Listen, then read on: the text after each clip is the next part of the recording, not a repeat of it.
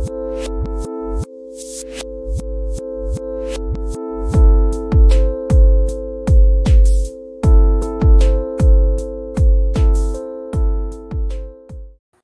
what's up, guys? Welcome back to another episode of the Fantasy Fellow Show. I'm your host, the Fellow KGB. You can follow me on Twitter at the Fellow KGB. And today we are talking Week 17 player prop bets. We got Jesse at the Fellow JGM with us this morning. Happy New Year, sir. Happy New Year to everybody watching the show today. We're going to try our best to navigate these super murky waters here. But welcome to the show, man. How you doing? Hey, Happy New Year. It's good to be here. It's good to be in 2021. Let's hope. Let's see if we can, kick things off with a couple wins this weekend. That'd be nice. And then I guess just yesterday's college football games, man. I don't know if you caught the end of the Georgia game, but that was a fun fourth quarter for Georgia. The Alabama game was kind of whatever. I actually fell asleep for that game, but Justin Fields. Yes. Justin Fields. We're gonna be. I don't know. I'm kind of in the. After this show, I'm going to probably be watching more college tape and things like that. But I spent some time on Chris Olave this week, and oh, baby. If you got a couple of dynasty leagues, you had a fun day yesterday, I think. We got some thinking to do. And he'd probably just, I had him graded as like a top 40, top 50 player. But if he goes to the combine and he just blows things up, I'm expecting him to put up a good 40 time, probably one of those good shuttle times as well. Man, he's pretty fun. And then this morning in one of our chats, you said you had a player comparison for Chris Olave. What was that name? What's the? Do you want me to? Just, I don't want to put thoughts in your head. If you haven't gotten there yet. But the name that kept popping up in my head, just like based on his build, he's kind of the lanky but strong. A little Robbie Anderson. He has speed, but he's got good route running. I mean, this year, at the beginning of the season, Robbie Anderson looked like he was going to emerge as just the top 10 guy. Yep. And I think Olave had a little bit of the similarities there that I was looking at. For me, the easy comparison was especially because in 2019 he wore the number 17 jersey. Terry McLaurin, it's hard not to see Terry McLaurin in part of his game. But because he's a little bit stronger than a guy like McLaurin, he's probably even a little bit stronger than a guy like Robbie Anderson too. There's little shades of Chris Godwin in there, just some of the things that he can do. So a really fun player. But today we're going to be looking at our player prop bets. I just want to recap last week. I did the solo show. We went 6 of 8 on the player props. We missed on 2 of the easiest ones too, Kyler Murray, any touchdown, and Lamar Jackson. So that was really disappointing, but we had a really good weekend last week, up to 62 out of 100 on the season. I'm not sure how many we're going to try to get on the slate, but we're going to continue doing the show through the playoffs. So we'll see how many player props we can get in by the end of the year. But again, our touchdown props sitting above 70% here. This has been the trend, I guess, of our show lately. Is we've been kind of hitting better on these touchdown props. And the thing with these touchdown props, as fun as it is to pick a player over a certain yardage or for something like that, the touchdown props are usually better odds. You see, easily like a guy like Davonte Adams is probably sitting at minus 200 for this weekend. But last weekend, Mike Evans plus 100. J.K. Dobbins plus. These guys are really, really easy odds to score. So we're going to try to do our best. We're going to look at some of the teams that are needing to win with the playoffs. This is the final push for it. So I think what we're going to do here, I don't know what game to start with. They do have Atlanta, Tampa Bay, the first game on the schedule. Do we want to kind of pick at this a little bit? Tampa Bay does technically need a win because they could lose a spot with the Rams. If the Rams win and Tampa Bay loses, they could lose the 5th seed here. So we'll just kind of take a quick peek at the Tampa Bay Buccaneers. But Jesse, did you have any, what are our concerns with this Tampa game? What are we looking at with Tampa Bay at Atlanta? Is there much to look for? Yeah, just looking at the schedule for the day, Tampa Bay's playing early. Rams Cardinals don't play till 3:25, so you have to think Tampa's thinking maybe we do want to get this win. We don't have to worry about the Rams. We win and we get the 5 seed, and then they're looking at who would they be playing? They'd be playing to the 5 seed. They get to play that NFC East team, right? So that's a reward, right? That's a big reward. So in my mind, this could be a similar situation to last week. Maybe if Brady can get hot, first half throws 3-4 touchdowns and they go up, and then they can bring in the backups and kind of just coast to the W. I think that's a perfect situation. That's a perfect scenario. That's best case for Bruce Arians. They get up early, pull the starters, but this could be a game where maybe Atlanta's Matt Ryan's hey man, you can't just write me off. I want to get some momentum going into next year. I mean, they don't really have an incentive to win, but I imagine they're going to be trying to win. There's an interim coach in there. He's fighting for a job. I'm sure he's going to have to interview whatever happens, but he's hoping, hey, maybe I can prove something. I know Julio's, I think, shut down, right? Julio is definitely out. I'll pull up those practice reports on the main screen here. And then, at running back, it's an interesting situation for Atlanta. They're a much better team than I think their 4-11 says they are, but they just haven't been able to bring it. So, isn't it kind of crazy that if I showed you the NFL standings, Atlanta is the worst team in the NFC? Isn't that kind of weird? That's weird. Record-wise? Season lost. It seems like, the AFC's got those, it's very skewed in the AFC. You're either really good or you're really bad. And then the NFC is kind of like nobody stands out, but everybody's kind of right there. It's a very competitive bottom, whereas you see all these 10-5 teams trying to make the AFC is because you have a 2-13 team, a 1-14 team. These, kind of taking advantage of there.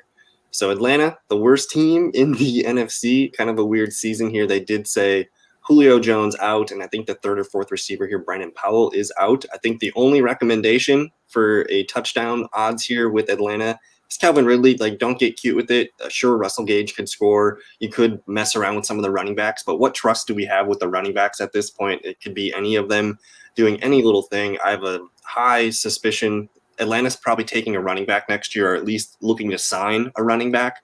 I really think Jamal Williams from Green Bay would look good in Atlanta. Just looking at this too, I didn't point this out, but there's a couple odds boosts this weekend. You can actually get a 20% profit boost in every week 17 games. So we got 16 games. You can get a 20% boost on one bet within each game. So I think that's going to make us lean into some of the heavy favorites here. But for this Tampa Bay Falcons game, as far as touchdowns, the only Atlanta guy I'm touching is probably Ridley. I could consider Russell Gage here at plus 180, but I'm probably just going to bet on Calvin Ridley. And it just seems like, again, you kind of talked about it, Matt Ryan, this team's playing for pride. They probably know they're the worst team in the NFC as well. They're still looking at that record. This doesn't really seem like a team that cares that much about their draft position. A guy like Matt Ryan, he's gonna try to do his best. And Calvin Ridley, there's also that Pro Bowl snub in there. I could see Calvin Ridley trying to finish off with a bang.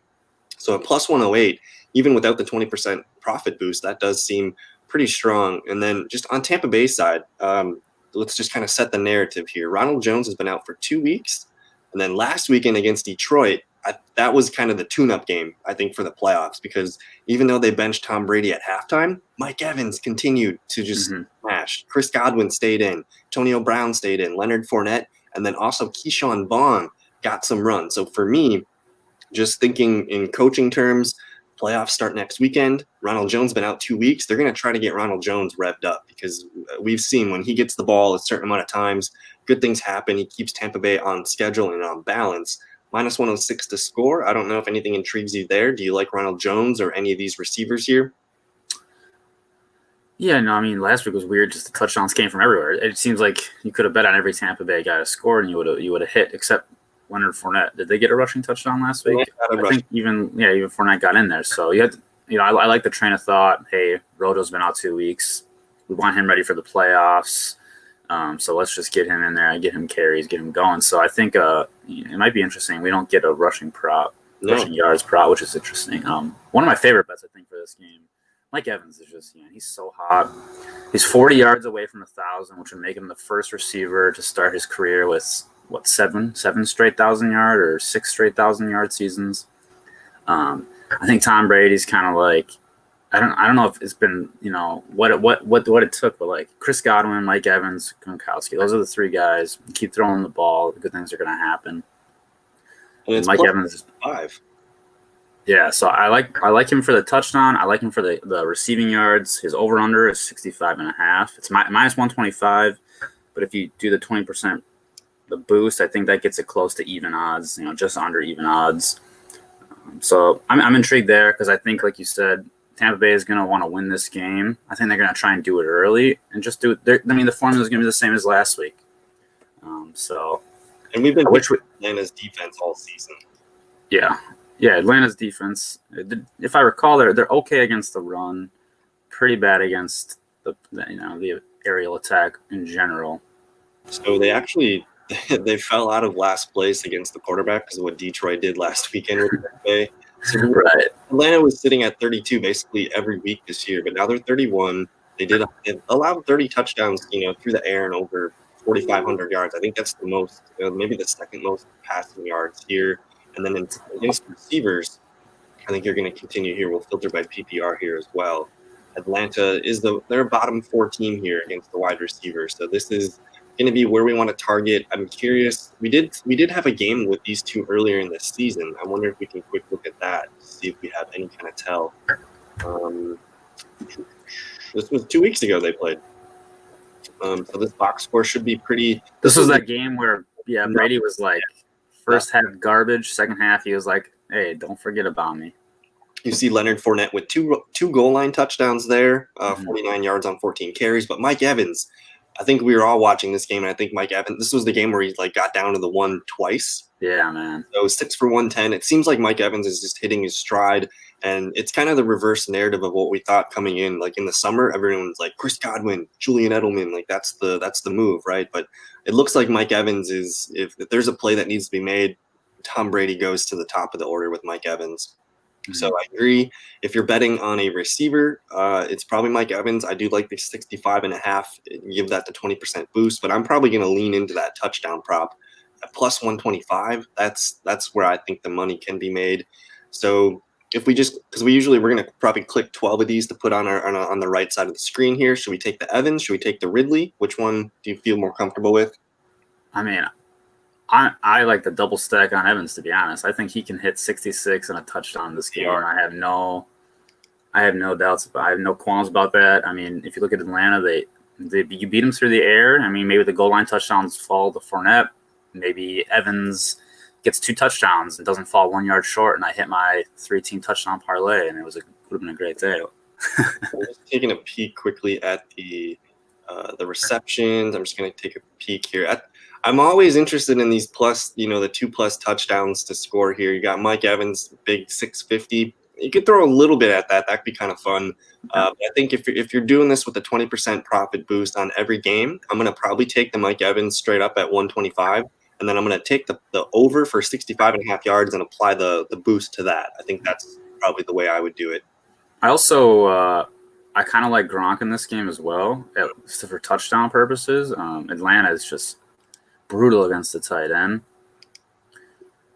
I mean, look, they're just so bad against the air. I mean, just 10 touchdowns.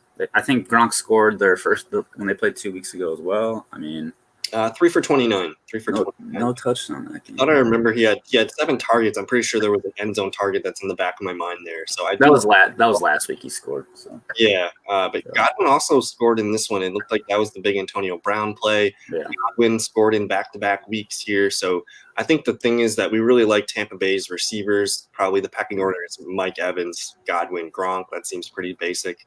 And then Calvin Ridley, if you're an Atlanta person that wants to bet there. Calvin Ridley touchdown does seem pretty good. Let me look at his receiving yards. That's pretty high, at least 7.5. I think it makes more sense to take the Tampa Bay overs there. But anything else on this Bucs game, or should we move on? Yeah, we can probably move on. I mean, if you're doing DFS, I mean, I honestly think you could probably go Brady receiver and then bring it back with Ridley, and that's probably a pretty good floor of points right there if you're looking at your cores, especially with running back being kind of a wasteland, except Derrick Henry this week. That could be an interesting take. And then you could get some of these cheap running backs. I'm just thinking New Orleans is now down to Ty Montgomery at running backs. Like, is Latavius ruled out? Because all the running backs for New Orleans are out because of the contact tracing. So they brought Ty Montgomery back. Taysom Hill touchdown, anyone? Yeah, I think Taysom Hill would be interesting. But then I mean, he's a stone low, I think, at QB. You can't flex him or anything. So that's interesting. There's some theory there. All right, so the next game on the list is the Ravens and the Bengals. I did want to pull up because they played back in week 4 or 5, it looks like here. This was a Joe Burrow game, so they only put up 3 points with Joe Burrow. This was the game that Burrow got hurt, was it not? Yeah, I think so. I think at the very end there, I'm not sure. But you see Lamar Jackson. This was, again, when the last month of football, Lamar Jackson's been playing 2019 MVP Lamar. So earlier in this game, he did not play very well, but you see 2 touchdowns, 180 yards through the air, 19 of 37. That's a little less than what we've been seeing. This was a big Mark Ingram, 11 carries, 57 yards. That's a big Mark Ingram game. Only 1 for 34, but you do like the success on the ground here. 24 total carries, 161 yards. So this is going to be a pretty, just the nature of this game. The Ravens need to win to get in. The Bengals have had their fun the last 2 weeks playing home wrecker. I think that kind of comes to an end here. But J.K. Dobbins, we're going to want to see him revved up. And then the receivers, Marquis Brown and Mark Andrews, both guys successful in this one, a touchdown for each guy. 6 catches for each, 77 and 56 total yards there for each player. I do like those guys a lot. I think we're probably just going to ignore the Bengals side. I don't really feel comfortable at any point suggesting a Bengal prop here, but just straight up touchdowns. Lamar Jackson plus 110 to score a rushing touchdown probably. Andrews plus 110. J.K. Dobbins plus 125. Who are we? It's J.K. Dobbins for me. I think that's not only is he plus 125, the others are plus 110. But this is going to be a game where the Ravens, they're going to probably be having their way running the football as they wish. So what do you see here?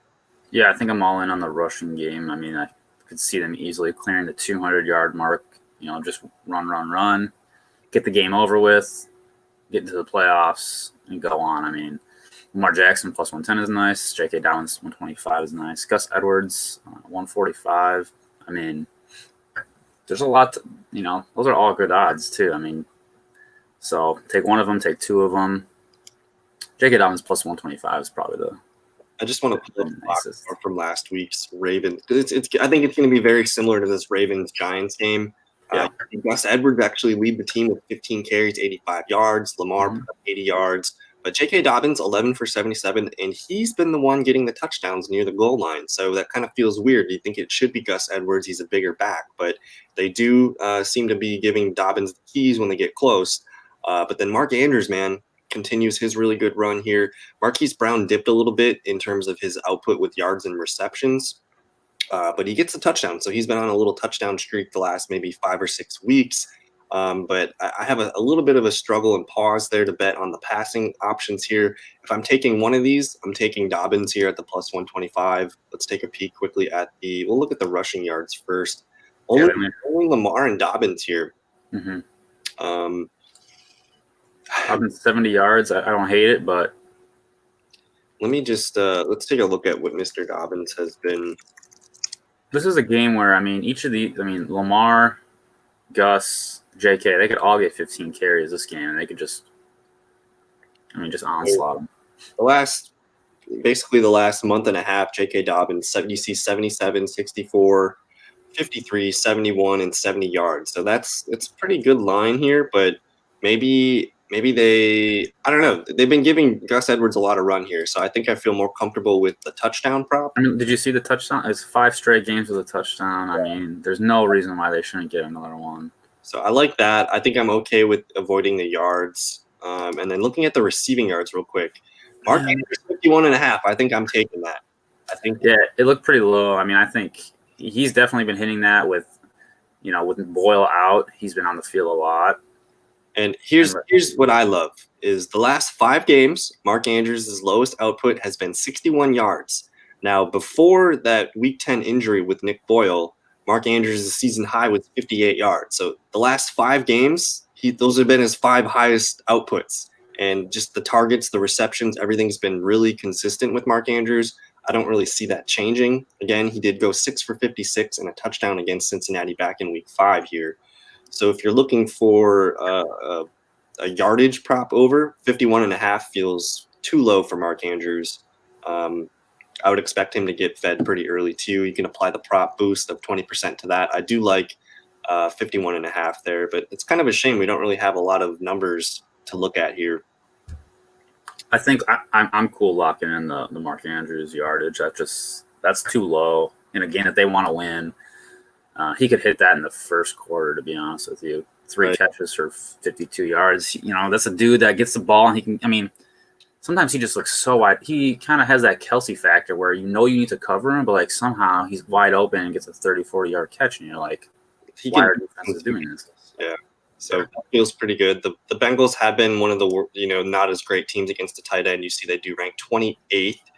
A lot more yards and only 8 touchdowns, but we do like the yards there. That's nice. Yeah, I think we summed up that game pretty well here. We do have a comment from our guy Justin in the chat room asking, start sit question. It looks like Hollywood Brown. It looks like Antonio Brown, Kareem Hunt, Laviska Shenault, or Dare Ogunbowale. So I did notice the Jaguars have said, let's see here, the Jaguars are missing some studs, man. You see James Robinson out, Colin Johnson out, DJ Chark out. So maybe who's playing quarterback? I think it's Glennon again. Pretty sure it's been Mike Glennon.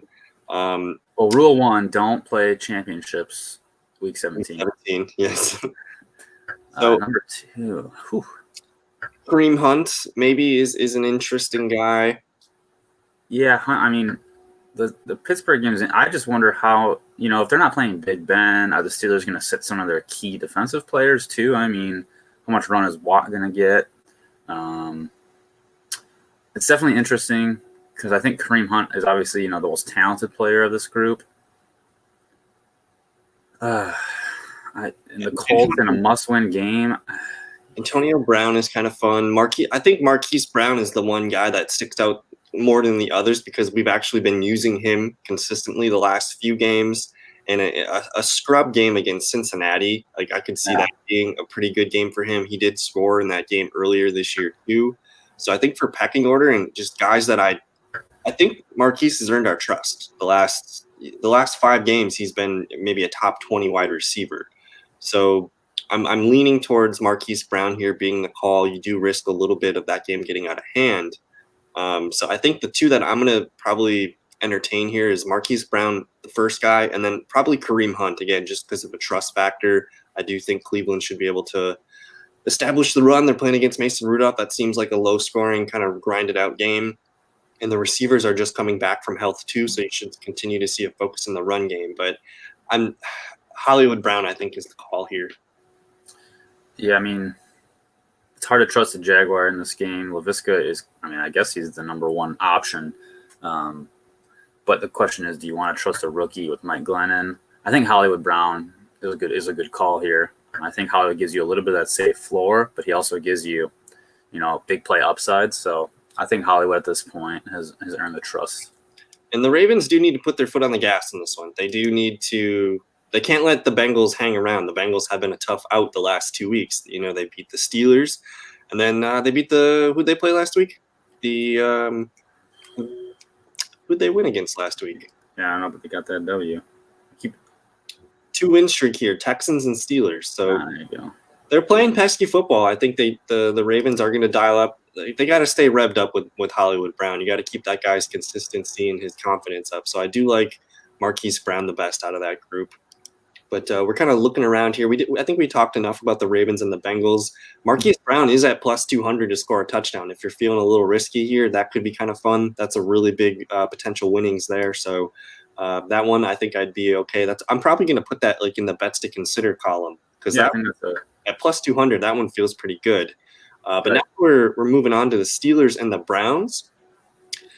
This one kind of feels like stay away. Like I think Nick Chubb, sure, that's pretty good. I don't think we can really propose any Pittsburgh Steeler with confidence. Mason Rudolph, man. I mean, we're just looking strictly at Cleveland Browns. Like they get the receivers back, sure, but there's also maybe some conditioning factors in there. This game could be. It just feels like first to 17 wins kind of thing. Yeah, it's a division. It's a divisional game. Even though the Steelers might not play their starters, you know that they don't want Cleveland. They want Cleveland to lose. They want to smack Cleveland around. So even if it's not the starters, the backups, they still want. And plus, here we go. We got the Garrett Rudolph, revenge narrative going on here. It just seems like an ugly game, low scoring. And I don't love anything. This was a game 38-7 back in week 6, man. I know the Browns were kind of still figuring things out, but at the time they were 4-1 entering this game, and then they just get smacked by the Steelers. But again, this was the Steelers' starting unit, so this should make things, relatively closer. But you don't really see any success in the passing game here. It looks like Rashard Higgins gets the touchdown. This was a game with no Nick Chubb either, so I think for the most part, I'm probably okay with saying I don't really want to put any prop bets on this one. I don't know if you want me to poke around and look a little bit? I'm fine. I'm okay without this game. I don't think we need to force anything off this game. All right, Low scoring divisional game. One question, because you get the 20% boost with one bet in every game here. If there's one bet to take a hold here, they don't even have any rushing props for this team just because they don't have any props in for these games here besides touchdown props. So I think pass is the correct answer here. We'll move on to. I was gonna say maybe Browns money line, but it's minus 375. So you're not winning a whole lot. Yeah, I think I'm okay with avoiding that. But then you get this Dolphins-Bills game here, and this kind of feels very similar to this Browns-Steelers game. But the good news is everybody's plus odds to score a touchdown. We just don't know the competitive, how much is Josh Allen going to play? How much is Diggs going to play? This seems to me like a Zach Moss, Devin Singletary type of day. So for me, Moss got the touchdown last weekend, right? I believe he did. But I thought he hit on the yardage prop too the last 2 weeks. So he gets the touchdown, 57 yards, 81. What I like they're giving him consistent touches now. You see 12, 13, and 13. This just seems like a game, especially if Matt Barkley's going to be playing in the second half. Zach Moss is probably a bill that I think is matchup proof throughout this game, because even if it's Allen, Barkley, they're going to try to get him some touches and get him rolling. John Brown's back. Maybe Gabriel Davis makes a play or two. But in terms of Buffalo, do you have any confidence in anything here? Yeah, I mean, this is one of those ones where if Pittsburgh loses, they could lose and still hold their 2 seed. I don't have confidence. I mean, I think Zach Moss is an interesting play. Ramp up the rookie, end of the season, get him going, keep his confidence high because you might need him in the playoffs. But, yeah, Buffalo side, if I'm going to take one thing, it's probably going to be a Zach Moss touchdown. They're probably going to score. Miami's out for blood, though. So, this is an interesting game where the defense might just take a hold of it, get a couple turnovers. I really like the Myles Gaskin for the Miami side, plus 115. Josh Allen at plus 200, man. Yeah, that's pretty high. So I guess the question is, how much – yeah. I could paint the narrative for Buffalo. They have not won the NFC East for a long time. They're playing an NFC East opponent trying to make the playoffs. They could essentially be – or AFC East, yes. They could essentially end this season at, 13-3? Is that true?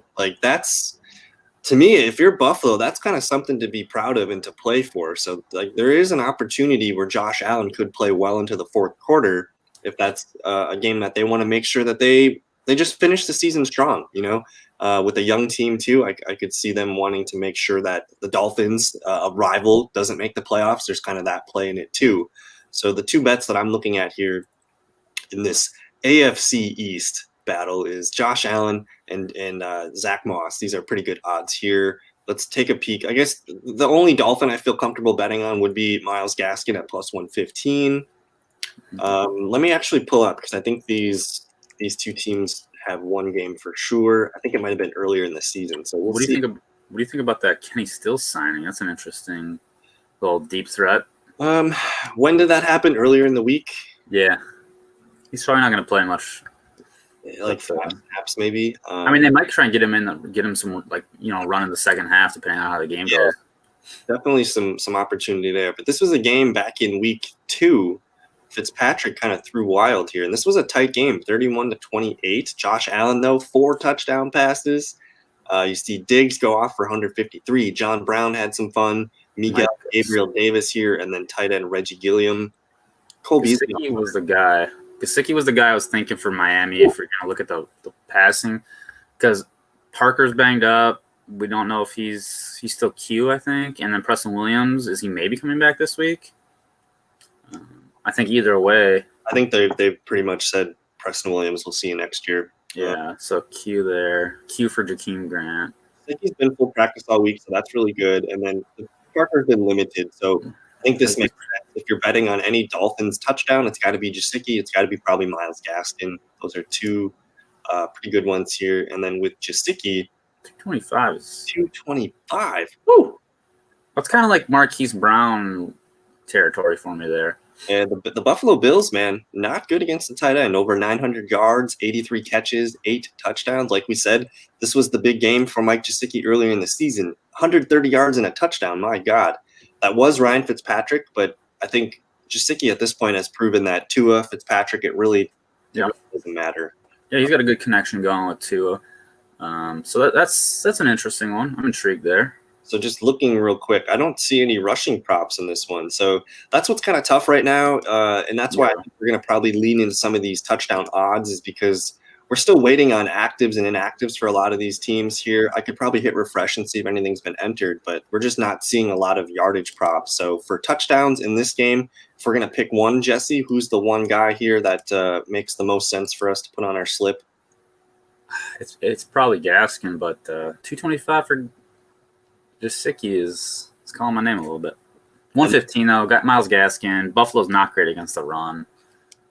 Let me just pull that up real quick. So Buffalo again, not good against the tight end. Or is it? Just in terms of rushing touchdowns here.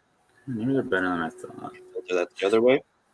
The Bills are 10th here. They've allowed 12 rushing touchdowns on the season. Also 1 rushing touchdown here. Not a lot of success on the ground back in that day, but you see back when Jordan Howard was getting those 2-yard touchdowns, he did allow into it. Gaskin was still figuring out, his pecking order and things. So 7 for 46, you do see some success there. That does look pretty good. So if I'm betting on a Bill on a Dolphin to score, it's going to be Gaskin and then Gesicki. So we have that one picked here. And then I think I got to pick Zach Moss. I know this one, we will probably put it in the bets to consider here. But the chances that Moss scores, pretty good. Chances that Allen maybe gets one of those rushing touchdowns again, pretty good here. So I'm looking at those two for sure. If we had to put one on the website, which one do we want to put on? I think Zach Moss, he's going to get another double-digit carry game. Maybe hits the 15 carry mark and plows it in the end zone. I have no reason why they wouldn't keep him going. And this was a pretty successful, on limited carries too. Only 18 carries between Singletary and Moss. But they are, they ran pretty well here. You see longs of 18, 14, 23 attempts for 112 yards. That's including Josh Allen. So I just think, they're going to want to get these two young running backs revved up for their playoff push. So I do think Zach Moss does intrigue me. If we need to fill out another bet down the line, maybe we come back to Allen or Gesicki here. Mm-hmm. But let's move on here. I really don't know if I want to talk much about this Cowboys-Giants game, but nonetheless, one of these teams could be representing themselves next weekend for the NFC East. This is a playoff game, man. First of all, Michael Gallup, man, where were you? Where were you all season? Oh, man. Comes out of nowhere. So disappointing. He's just teasing you again for next year. I got sucked in, took him a lot of my leagues. He probably would have been fine if Dak stayed healthy. That offense would have been a whole different story. Everyone dumped on Zeke, but Zeke still ended up putting up a pretty good season stat-wise for your fantasy teams. He's still a top 5, top 6 running back? I'm pretty sure, he crept into filtered by PPR. Yeah, so, the Dallas is fighting for the spot. Yeah, he finished 7th. That's pretty good. They're going to be playing for the win, both teams. How do we navigate this? Let's actually first take a peek at what happened earlier between these two teams. I think that could help us. This was back in week 5. And the Cowboys, this was the game where Dak got hurt. Mm-hmm. So you see Elliott, 2 touchdowns, 91 yards. I really don't know if we have much to go off of. Andy Dalton did come in that fourth quarter with some nice relief, 111 yards, 9 of 11 passing. This was the Devonta Freeman game, 60 yards and 1 touchdown. We should probably see some success for Wayne Gallman here. I'm really leery to bet on anything on the Giants side. But this was also a big CeeDee Lamb game, 8 for 124. Cooper was limited to just 2 for 23. And then Gallup was the guy making the big plays for Dallas to go get the game-winning field goal, I believe. So there is some interesting things that happened earlier in the game. Who scored the touchdowns for these games? Was it defensive touchdown galore? 34 points from the Giants. How did they get 34 points? Where is the scoring? There's an interception return for a touchdown. Yep. And then 4 for 4, Graham Gano on field goals. So that'll do it. Bonanza. Interesting. There's no scoring. Oh, there you go. Play-by-play and then scoring plays. There you go. So a lot of field goals. Evan Ingram with a run. Kyler Fackrell pick 6. Gano. Anthony Brown fumble return for a touchdown. So 2 defensive touchdowns and a lot of field goals from each kicker that led the massive scoring day there. So how do we navigate this? Do we want to talk much about this Cowboys-Giants game? If you're betting, if there's one guy to score in this game, who is it? I mean, if I'm taking one bet here, with the 20% boost, Zeke at 134 is pretty good. You have to think that they want to win this game, and if they're going to do it, who are they going to come back to and rely on to get into the playoffs? It's going to be Zeke. Wayne Gallman at plus 105 is somewhat intriguing. He's been playing well and scoring touchdowns. So I want to just look at this Eagles box score from last week. So Elliott, he didn't get the touchdown, but 19 for 105 and 4 for 34, like against a pretty good Eagle. I think Fletcher Cox might have been out, if I remember correctly. But you do like that. The Giants aren't going to offer up much, what's the word I'm looking for? Friction against the running game. So I think if you're looking at anybody here with that 20% odds boost, it's got to be Ezekiel Elliott. I could see some of the receivers having some success. But I think at this point, that just feels like a target I don't know if I'm going to be able to hit. If I tell you one, it's probably going to be the other. So super simple. I think Elliott, maybe if you're interested in Wayne Gallman, I could see that being a good play there. He did have that nice touchdown streak earlier in the year, but week 17, betting on the Giants, does that feel comfortable? No, not really. For running backs against Dallas, man, they've been pretty successful this year. I don't hate it.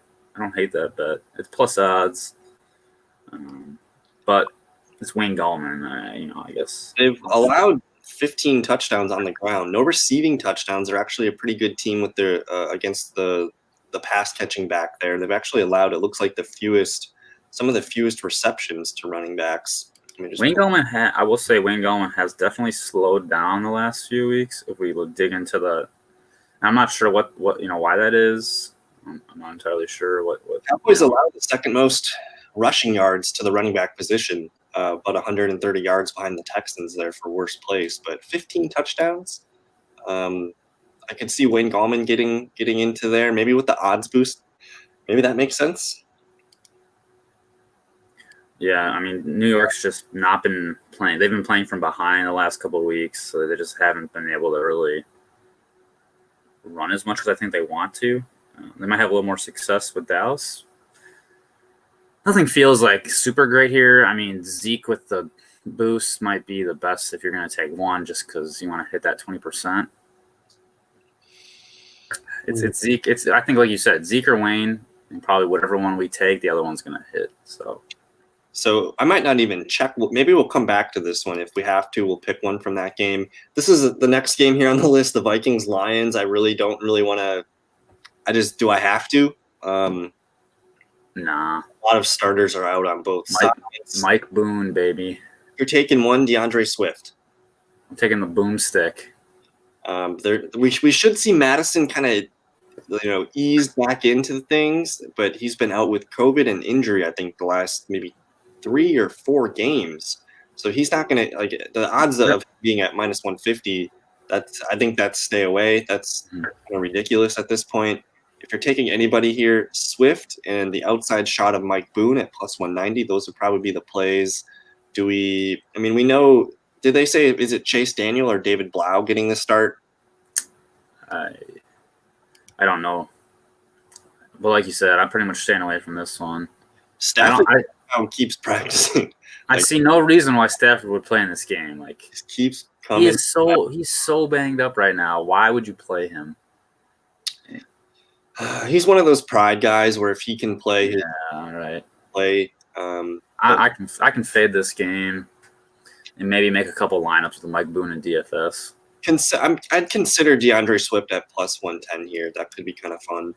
But then we're going to another game here that just kind of reeks. The Jets and the Patriots. Do we want to waste a word on this one? Nope. I don't want to talk about it. No good? All right. This one's fun. Packers-Bears. This is a fun game. The Bears, this situation is very similar to what it was back in 2010. Just the roles are reversed. The Packers this year playing for the number 1 seed. They win, the Bears lose. That could potentially push Chicago out of the playoffs. And then back in 2010, it was the opposite, where I think the Bears were like the first or second seed that year. The Packers needed a win to get in. Packers get in, and the rest is history. But man, David Bakhtiari out for the season. That's going to cause some problems there. I think the way that they're going to counter with that is you're going to see, I think it's all going to come back to Matt LaFleur, and you're probably going to see Mercedes Lewis glued to that left side of the line there pretty tight. So I think there is some positive reinforcements that they can work around it. But just looking at the Packers, minus 200 for Davonte Adams, like with a 20% odds boost, like that's going to get you down to 160? Yeah, 160. Like what would that win here with the odds boost? I guess I can't really do it with the 160 there.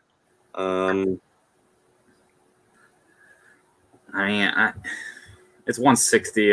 If you want to mess around with it, you can mess around with it. It's a free money if you're playing with big units. That makes sense. Aaron Jones minus 125. We'll be seeing probably a little bit more A.J. Dillon. Jamal Williams is also back as well, but you could probably see a weird mess of snap counts and touches amongst those Green Bay backs. So I'm not really feeling confident there. If there was a guy that I do feel confident about so far, it's probably David Montgomery minus 125.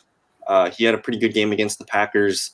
That game against the Packers, what was it, like the week before Thanksgiving?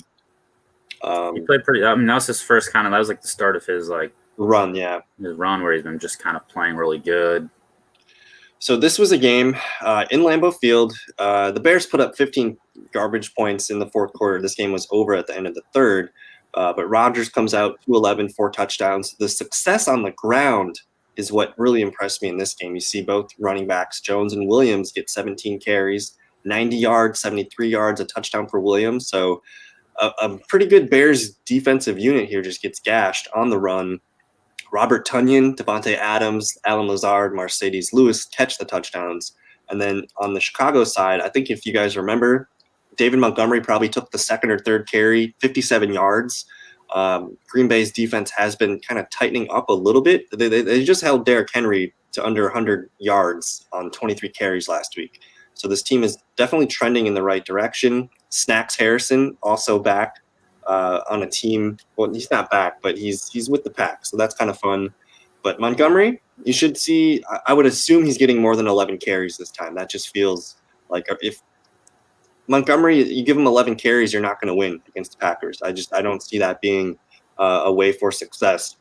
But then 5 catches, 40 yards, and a touchdown. Allen Robinson, as good as Jair Alexander has been, you see 2 touchdowns there too. So I almost feel better about the Bears, Montgomery, and Allen Robinson than betting on some of the Packers. I guess, what are your thoughts on this game? Yeah, 41-25. I think this is going to be more of a playoff-style game. I don't know if the Packers are going to get a 21-point second quarter. I mean, that kind of changed the whole narrative for Chicago. They fell behind. David wasn't able to do his thing. There was a fumble touchdown in that quarter too. Yeah, those are always things those can happen. You have to build that in. I think this one's going to be a little bit closer. It's going to be a close game. Trubisky's been playing well, but Trubisky, he turns the ball over against the Packers every single time. There's going to be a turnover. Pass rush has been playing really well too. Yeah, and the Packers are playing well, and I think they're one of those teams that they want the 1 seed, right? They can get the 1 seed. New Orleans is hurting a little bit, so I think they smell a little bit of blood in the water. Davonte Adams, if you throw $20 on Adams, you win $12.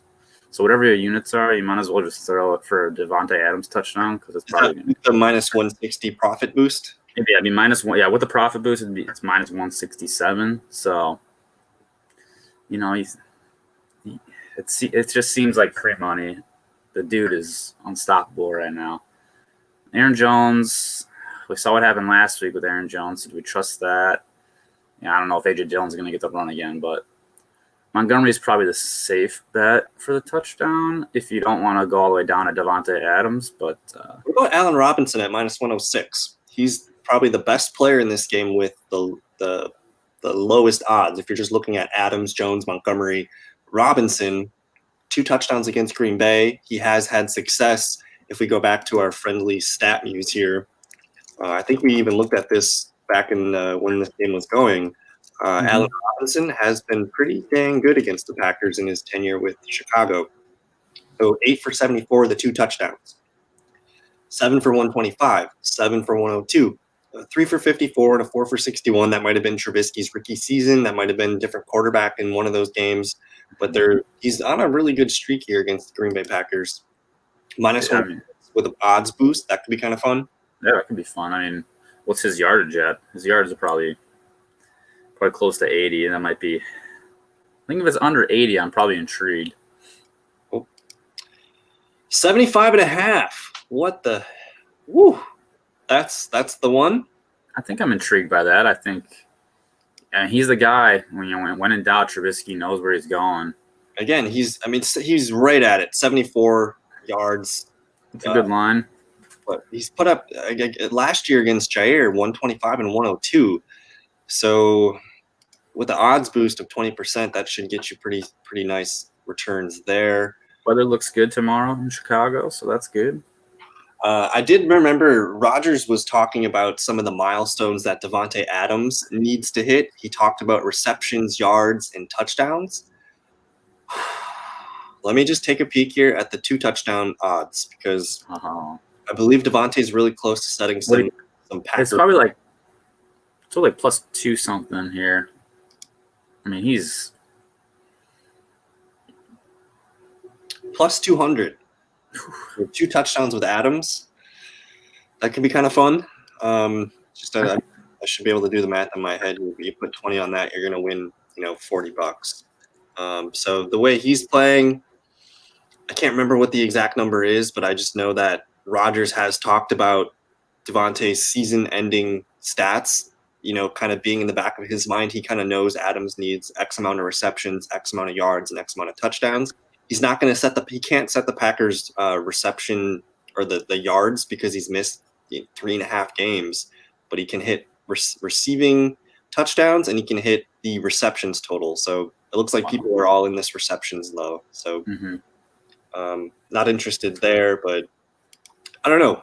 If you had to pick, I guess Packers are going to score at least 2 or 3 touchdowns. Right, exactly. I mean, the problem is like Adams could have 3 of those touchdowns, And I don't feel comfortable recommending a Packers running back. Maybe it's Bob Tonyan. Robert Tonyan, +180. He did score earlier in the year. Roberto Grande. The weird thing is, as good as of a defense as the Bears have, if you filter by tight end PPR points, the Bears are the 3rd worst against tight end. 10 touchdowns on the season. You just look at this lately here. I mean, Jacksonville, we can't really count that, but Tyler Conklin caught 3 for 57 in a touchdown. Jordan Akins, I think that was the game where he dropped one. I think that was he had one, but he dropped it. Hopkinson, 7 for 84. Jesse James catches the touchdown. Again, Mercedes Lewis and Tonyan both catch a touchdown back in week 12. Tonyan, man, he didn't score last week. Yeah, I think that could be a pivot play here if you don't want to go with Adams or Aaron Jones. I think, +180, that feels pretty good. It's a game that Green Bay wants to win. I can see it. I also believe Robert Tonyan is close to setting some Packers tight end records in terms of receptions and probably touchdowns too. So that could be in the back of Rodgers' mind. Any other final thoughts here? Do we want to look at the rushing props real quick for this game? We can take a peek. Rodgers knows if he has a good game, this could be that MVP stamp. It's the clincher, yeah. And so he's gonna be throwing touchdowns. And I don't know if I mentioned this on the show or if it was off the air, but Chicago is going to be without their number 2 corner, Jalen Johnson, and also their slot corner, Buster Screen. That could be problematic going up against Aaron Rodgers and some of those weapons there. Man, I don't feel great about these yards, any of these yards props.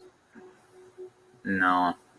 And then just looking at the receiving again real quick, we did say we like Robinson over here. Devontae's pretty high at 87.5. The odds of him being over are probably pretty good, though. with some probably the receiver spot or the cornerback spot. Robert Tunyon's only 31.5, but people are kind of getting into the over there. Yeah, the hard part is that there's just no reliable second receiver for us to trust. It could be Lazard, it could be MVS. St. Brown gets a touchdown last week. I'm already picturing Chris Olave in Green Bay. That'd be kind of fun. But the first. We picked a Packer touchdown. If you're picking a Bears touchdown, it's got to be Montgomery or Robinson. I think we'll probably worry about that a little bit later. We'll probably move on to the next game real quick. Yeah, let's do it. Jaguars Colts. This is the Jaguars' one win on the season was week 1 against this team. What the hell? What weird? That was a weird one. If the Colts win that game, we're not even no worries right now. Honestly, I don't really know if I feel comfortable in these touchdown odds. Yes, Jonathan Taylor's probably going to score, but he's minus 225. Can't really feel good about that. Naheem Hines, there's a little bit of a risk there, but he's the type of player where he only needs 5 touches in this one, and he could end up with 2 touchdowns. I think T.Y. Hilton, we kind of soured on him the last couple games. Pascal has actually been the more exciting play. So plus 190 for Rascal Pascal, Michael Pittman Jr. I don't know if I'm excited about that. The Colts offense is just not exciting. There's no one that you can go to and be like, these are the guys that are getting the touchdowns. I mean, JT is the only sure bet here. Zach Pascal's been playing hot last 2 games. That could easily switch back to T.Y. Hilton. Michael Pittman could get a long touchdown. I don't feel comfortable with any of these. How about this? Any other Colts player, plus 275. That's probably a defensive touchdown, right? Probably, yeah. How does that feel? That could be. We've never done one of those, but dude, that could happen. It's plus 275. Any other Colts player? They're saying that basically a defensive touchdown is plus 275. Yeah. That's sick. Or a punt return, that's sick. That could be. I don't know. I've never tried one of those. That could be kind of the spicy plays. Any other Colts player? I mean, who returns punts and kicks for them? Is it Ashton Dulin? Is Ashton Dulin? He's on the list. Damn it. God damn it. This is the thing. Who are these players? DeMichael Harris could probably do one. Terry Godwin. Chris Godwin's brother. You're betting on Darius Leonard or something. Yeah, pick 6. But there's really not a lot of interest in this game for me because the Colts are going to win. The Colts are going to win. You do see Jonathan Taylor 83.5. If you're looking for some action there, maybe that's the one that you take with the odds boost. Yeah. Ogun Bawale, no thanks. Absolutely not. Yards. Hilton 56.5. Jonathan Taylor 16.5. If I remember, he was that first game. He was over his receiving yards there. I don't like any. I mean, there's nothing on this. The Colts are gonna win. Who's gonna score? Rodrigo Blankenship. So the Jaguars are going to be without DJ Chark, Colin Johnson, James Robinson. Mike Glennon is the quarterback. That leaves Keelan Cole, Laviska Shenault Jr. as the lead receiving options. It's fun to think about, but I'm not putting my money there. I'm not going to bet anything on this one, to be honest. We can go on to the next one on my end. If you wanted to get one bet, because you do see the profit boost on every Week 17 game, I'll take Naheem Hines at plus 100 with the odds boost. Just a minimal amount, maybe half a unit. Just because it's Jacksonville. Naheem Hines is the exact kind of player you'd expect to just get a kind of whip route and make 7 dudes look like little Disney boys. So Naheem Hines, just because the odds are kind of interesting. But we'll move on to the Titans and the Houston Texans. Derrick Henry minus 335 to score a touchdown. What the F? A.J. Brown, that one feels like he's going to get back on track at minus 112. Brandon Cooks, this is where the odds all get positive here. With the success that Green Bay just had in the run game against Tennessee, David Johnson, interesting. I don't know. What are your first thoughts here with this Titans-Texans game? This is it's another Ravens, Bengals, Colts, Jags situation. We know Derrick Henry is going to find the end zone. He could find it 2, 3, 4 times. Tannehill, I mean, they might not even need to pass 20 times this game. So I'm fading everything on the passing game on this one. I could see AJ Brown having a bounce back game here. He usually doesn't get held down for more than a week or two. And if we just look at his numbers real quick, Green Bay kind of last weekend they just kind of stepped into a hornet's nest in Green Bay. They're playing in the elements. Tannehill couldn't really get anything going with the passing game, but AJ Brown, he hasn't had more than one game where he has, like, you see this. He's scored touchdowns and he's only missed 1 week. He hasn't had a non-touchdown in more than 2 weeks, if I'm explaining that correctly.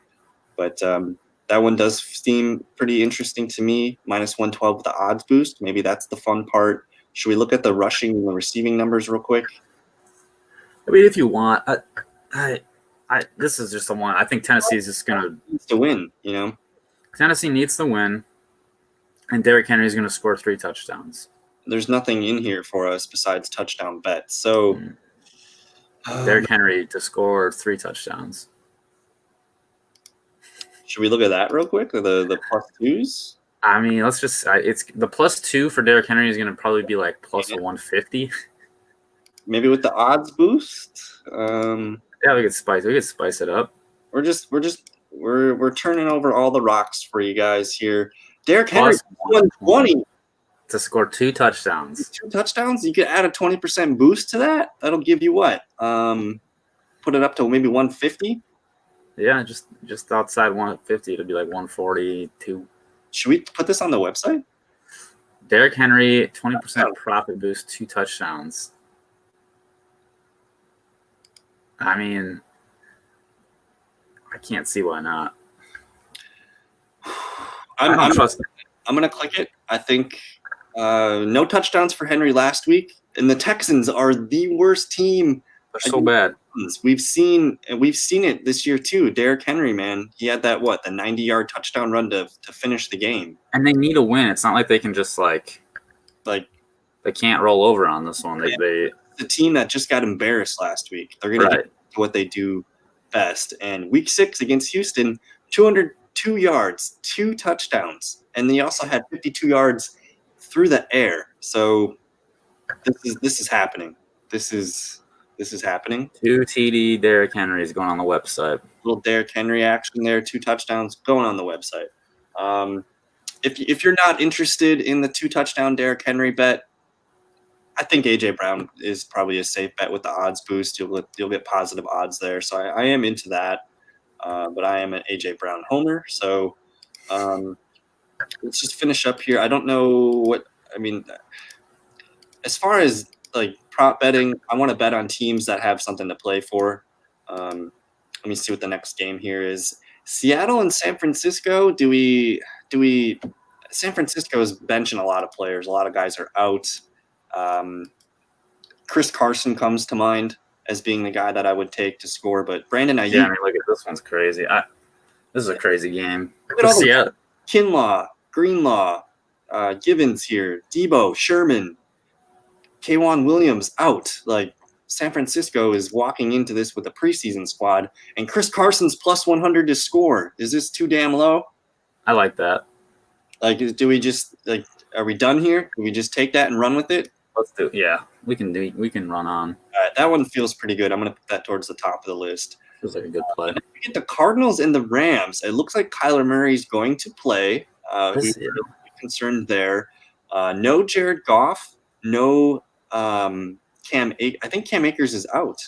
Did they say he's playing? I think he's like a game time, right? Questionable. He did get a limited in on Friday, so I don't love his availability here. Malcolm Brown got a full practice in on Friday, and then we do know that Henderson's not playing. So it's going to be a 2-back set with a quarterback who's never taken real meaningful snaps besides maybe a kneel down or something like that. But what do we do with this game? Both teams need to win and they're in. This is probably going to be one of the more interesting games to watch. So John Wolford, man. I mean, dude, and then you got the Hopkins versus Jaylen Ramsey thing going on here. Christian Kirk is chilling at plus 325 for a score. This is a weird game, man. Let's pull up the box score from last time. Where are these guys? So this was not too long ago. Looks like 38-28 towards the Rams' favor here. Jared Goff, 351 and a touchdown. Akers, Henderson, and Goff all with rushing touchdowns. Big Bob Woods, 10 for 85. Mr. Cooper Kupp, 8 for 73. Nothing really else. Higbee did catch a touchdown. And then on the Cardinals side, Kyler Murray, 3 touchdown passes, 2 to Dan the Man Arnold, 1 to Hopkins. Christian Kirk, I don't know what happened here, but 1 for 2. So not much. I don't think there's much we could learn from with this game. No, I mean the Rams are pretty good against the pass. Kenyon Drake maybe at the plus 100. I like Chris Carson plus 100 way better than I like Kenyon Drake plus 100. Right. I'm just looking at the ins and the outs here. Budda Baker did not practice on Friday. That's concerning. Chase Edmonds did not practice. Probably not playing. It's like they're not practicing all week. And then Max Williams down here looks like he's going to be limited. So both teams are dinged up, man. This is going to be a rock fight. Yes. So you see Cam Akers limited on Friday. That makes me think that he's going to try to play. But geez, like maybe Malcolm Brown touchdown plus 135. Like I don't know. Well, I have to fade the Rams because I just don't know if I trust John Wolford to be able to do much. Can we get Malcolm Brown down in the red zone? I think I'm cool with fading this game. Yeah, I mean, maybe does Kyler find the end zone at the plus 150? It feels like the Rams' defense. If the Rams are going to win this game, their defense knows that they got to step up and play well.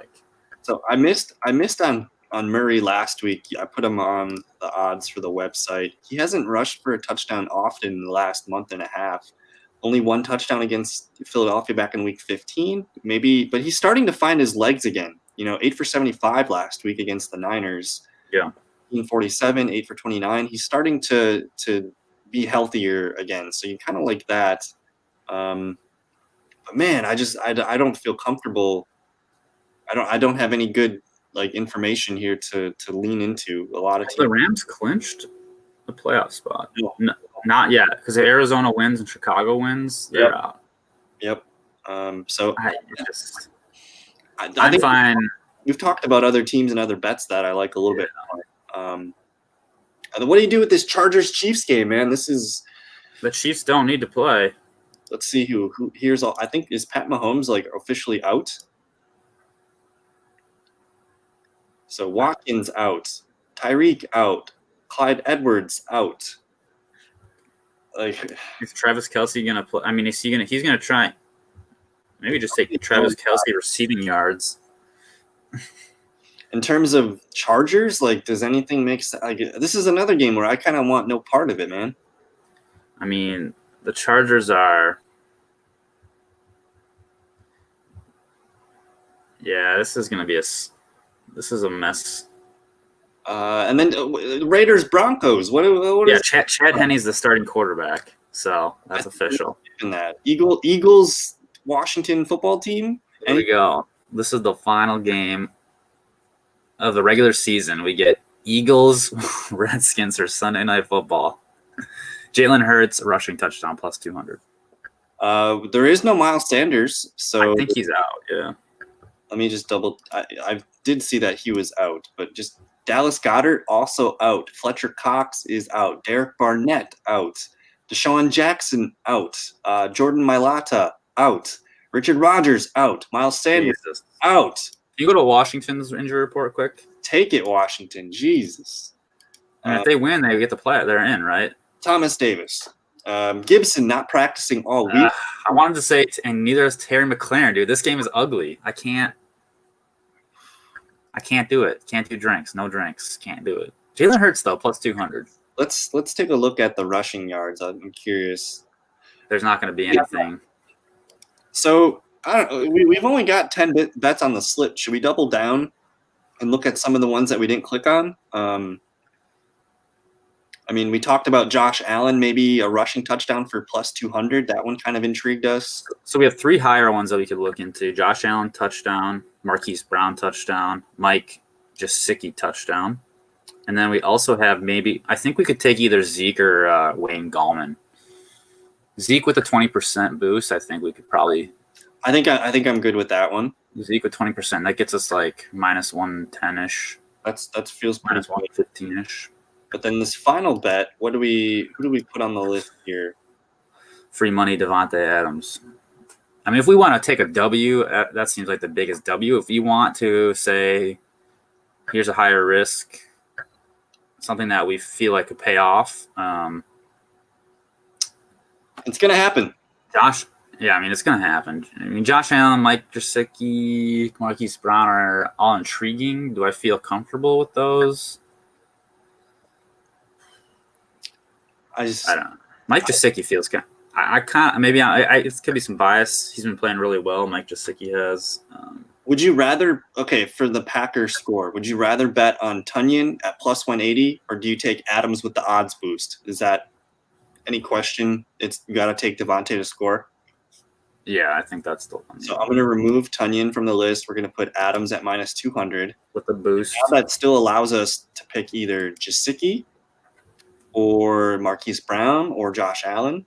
Anybody like, as far as betting on two Dolphins to score, that makes me a little bit hesitant. Yeah. Gaskin, that one feels like the guy that I'm going to put my horse on. We did bet on a Mark Andrews and a J.K. Dobbins. Mark Andrews over. That one feels good. We covered well with the Ravens. Tampa Bay, we got the Miguel Evans here, touchdown, and the over yards. So that one could be. Maybe Calvin Ridley plus 108.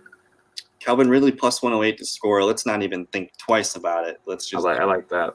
So we've filled out our 12 bets here. It's about 12:13. Do you have a few more minutes to look at things, or you got to get out of here shortly? I think I gotta make some moves here. We got 12:15. I got some food coming. So I don't know. This is week 17. I'm not sure how many bets we're gonna put on the website. I can do this if you gotta go. I can do this separately and then just send it to you before we upload it. But should we shoot for like 8 this week? Yeah, and I think that's a fair number. We'll rotate 8 and 7 to keep us, at the the positive numbers there. So I think that's it for this week's Player Prop Show. If you guys are new to the Fantasy Fellowship, check out in the link below. There's going to be a link to the Player Prop page where you can see all of our hits and our misses throughout the whole season.